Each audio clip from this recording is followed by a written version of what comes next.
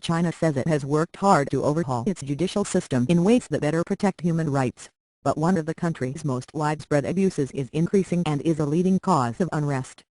The forced eviction of residents from their homes and farmland has quickened over the past 3 years, human rights group Amnesty International said in a report issued Thursday. Evictions make up the leading cause of protests here, especially in the countryside. Homeowners have been risking violence and jail to prevent their ouster and protest the often inadequate compensation offered. Thank you for trying verbose. This recording will go away once the product has been purchased by developers and officials. Millions of people have been evicted without appropriate legal protection and safeguards, and often with violence, Amnesty said. The problem of forced evictions represents the single most significant source of popular discontent in China and a serious threat to social and political stability, said the group, citing Chinese academic research. An increasing number of those being evicted have turned to self-immolation as a desperate protest of last resort. In a recent example, police in northeast China last month shot and killed a man who, thank you for trying verbose. This recording will go away once the product has been purchased. Had set himself on fire while resisting the demolition crew. The official explanation from police was that the officer had acted in self-defense. Forced eviction has become a routine occurrence in China and represents a gross violation of China's international human rights obligations on an enormous scale, said the Amnesty report Standing Their Ground, which looked at evictions from February 2010 to January 2012. Violent forced evictions are increasing as local authorities, often highly indebted, seize land and sell it off to developers to meet bank repayments for funds borrowed to finance projects. Amnesty. Thank you for trying verbose. This recording will go away once the product has been purchased, said. Income from the sale of land rights to developers represents local government's single largest source of revenue. And officials looking for promotion also rely on developing land to deliver the high growth rates their superiors demand, the group said.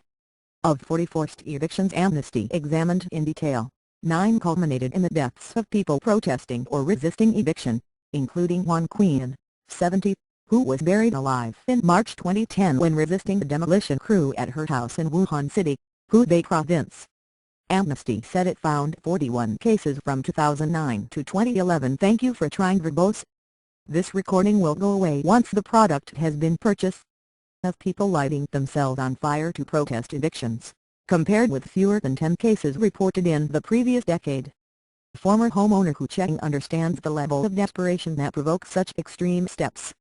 Since his apartment in the southwest city of Chongqing was demolished in December 2010, Hu has been detained by police several times and beaten twice, he says, for trying to sue local government for a higher rate of compensation. The State Council, a cabinet-like government body, stated this week that China is continuing to make reforms to ensure judicial impartiality. Thank you for trying verbose. This recording will go away once the product has been purchased. Who is unconvinced? I think the central government is good, and so is their white paper on judicial reform, but they don't know what goes on in local areas which are very corrupt, said Hu, 40. Uniformed and plainclothes police now watch his rented apartment, he said. If there's really no way to continue, I will go to the city government and set myself on fire, Hu said. Chinese Premier Wen Jiabao has acknowledged that land grabs and housing demolitions are among China's most pressing problems. New regulations. Thank you for trying verbose. This recording will go away once the product has been purchased.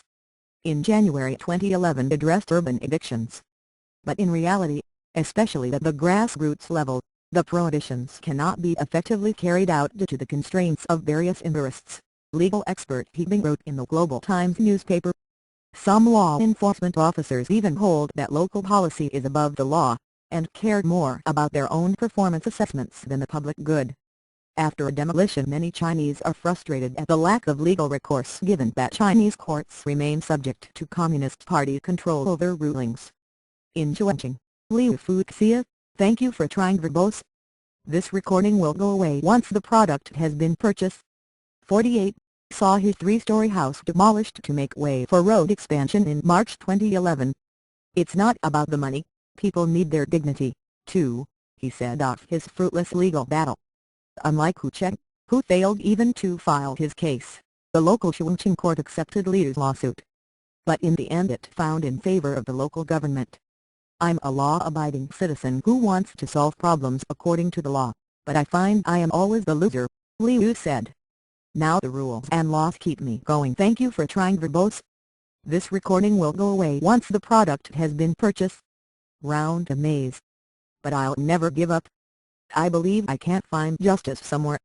As China's ruling Communist Party begins a once-a-decade transition to new leaders next month, Amnesty's Nicola Duckworth, Senior Director of Research, hopes the party acts on Wednesday's recognition of the problem and stops all forced evictions.